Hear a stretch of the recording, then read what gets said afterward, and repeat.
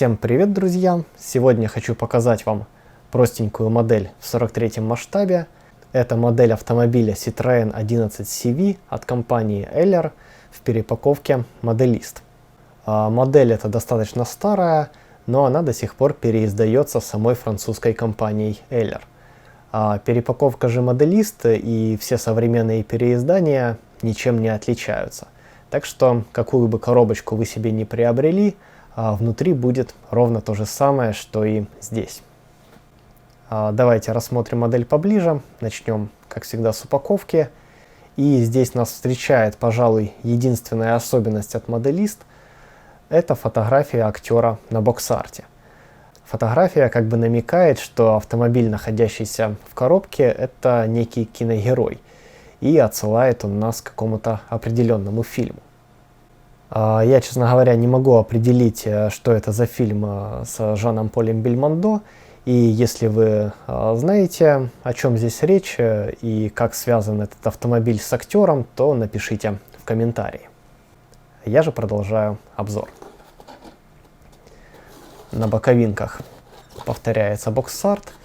И на одной из них также представлено несколько других моделей от Modelist, которые также являются перепаковками Eller. Здесь у нас Renault 4 CV, Citroën DS19 и Citroën 2 CV. Все они в представлении Modelist являются также некими киногероями.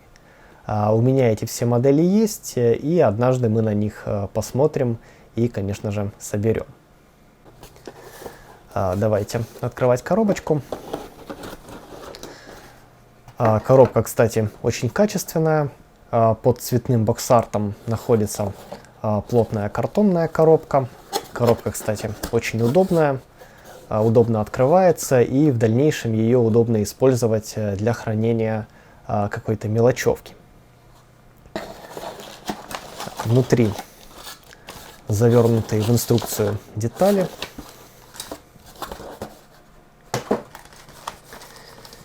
И традиционно обзор мы с инструкции и начнем. Вот, кстати, в инструкцию была вложена еще небольшая декаль. На декали всего два номерных знака, и это даже не полноценные номерные знаки, а просто название автомобиля. Я даже не уверен, буду ли ее использовать. Инструкция начинается с небольшой исторической справки. Давайте я приближу. И если хотите почитать, то поставьте на паузу. Но на паре моментов я здесь все же остановлюсь.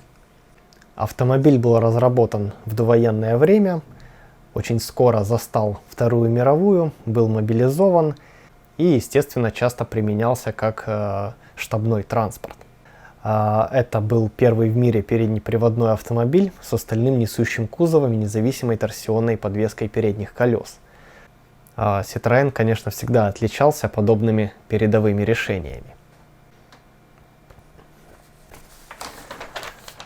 Далее рассмотрим инструкцию.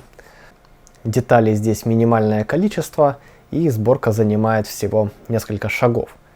Например, устанавливаются колеса, детали салона, приборная панель, и вот уже стекла вклеиваются в кузов ставится на шасси, и модель готова. Да, эти модели от Eller достаточно старые, простые, но тем не менее мне они нравятся, и хотелось бы собрать весь автопарк, который предлагает эта фирма. Ну и на последней странице находится схема окраски. Хотя нам на протяжении инструкции уже подсказывали, что в какой цвет красить. Здесь номера красок обозначены вот в таких треугольниках, ну а на первой странице подписаны номера. Вот тоже интересно, это краски по каталогу фирмы Modelist, и сказано, что их необходимо разводить ацетоном и не пользоваться промышленными растворителями. Ядреные краски, судя по всему. Но я такие даже не встречал в продаже. Итак, автомобиль, судя по этой схеме, нам предлагают выкрасить в черный цвет. но я, скорее всего, буду использовать какую-то другую схему окраски. И, вероятно, это будет двухцветный вариант. Все детали упакованы в один пакет. Здесь же и прозрачные элементы. Сейчас рассмотрим все по порядку. Первый литник. Здесь донышко модели, некоторые детали салона и колеса. Колеса состоят из двух половинок, отлит колпак, нет ни намека на протектор, очень простая, даже я бы сказал, простецкая модель. На сиденьях пролит некий рельеф, на передних, на заднем диване. Донышко детализировано достаточно условно, но тем не менее здесь можно определить глушитель, бензобак, какой-то намек на двигатель, намек на подвеску. Видимо, та самая торсионная передняя подвеска. Далее приборная панель, которая как будто бы гвоздем нацарапана. Вот посмотрите, здесь сымитирована какая-то детализация, но это настолько просто, настолько невыразительно. Ну, в общем, что есть, что нету. Также здесь у нас руль, чехол запасного колеса, задний номерной знак. Ну, в общем, деталей минимальное количество, и все они проработаны достаточно условно. Небольшой литник. Здесь находятся бампера, фары. Бампера достаточно толстоваты, но я думаю, при должной обработке будут смотреться нормально. Фары отлиты достаточно аккуратно. И вот здесь рядом еще находятся какие-то странные детали. То ли это клаксоны, то ли дополнительные фары. Но в инструкции они не отражены. Посмотрим, может быть, я их все-таки использую. И, наконец, кузов модели, который здесь отлит в единую деталь. Но большой детализацией кузов также похвастать не может. Достаточно грубо выполнена имитация створок на половинке капота, но с другой стороны аккуратно пролиты дверные ручки. Имеются дефекты, например, очень грубый стык от половинок пресс-форм. Есть дефект от грубо вырванного литника, питателя точнее. Сзади отлита горловина бензобака, отлиты ручки багажника. На противоположной стороне также след от половинок пресс-форм, на переднем крыле он же. Радиатор неплохо пролит, просматривается рельеф, просматривается эмблема Citroën. Ну, в целом должен смотреться хорошо. Расшивка дверей также достаточно глубокая и неплохо смотрится. Внутри здесь нет никакой детализации, ну и плюс ко всему карты дверей в модели также отсутствуют. Одним словом, салон получается довольно бедный. Но посмотрим, как это все будет выглядеть в сборе. Последний литник, прозрачные элементы.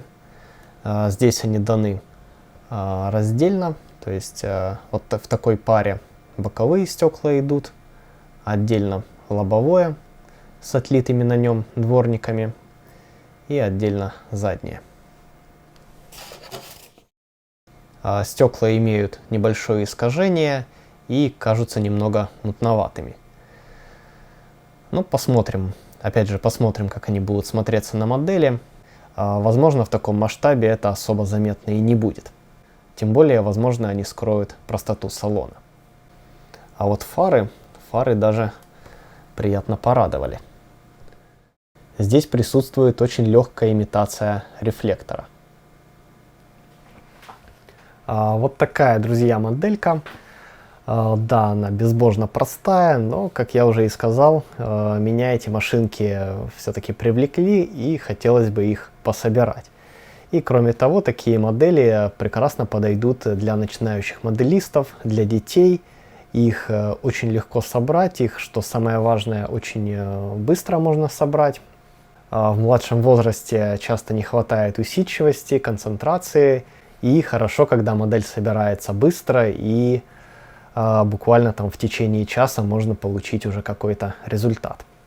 И опять же, несмотря на всю простоту, насколько я знаю, сходимость у этих моделей достаточно хорошая. Так что я думаю, очень здорово, что Eller продолжает переиздавать эти модели, и сейчас есть возможность их приобрести не только на барахолке. И еще момент, несмотря на всю простоту, в 43-й масштаб модель попадает. Для меня это очень важно. Ну что ж, на этом я свой обзор заканчиваю. Напишите обязательно в комментарии, понравилась ли вам эта моделька, как вы относитесь к таким простым изделиям от Eller и собирали ли что-то подобное. Не забудьте поставить лайк, если ролик был вам интересен, и подписывайтесь на канал, если вы здесь впервые. Я же благодарю вас за внимание. Всем пока и до встречи в следующих видео.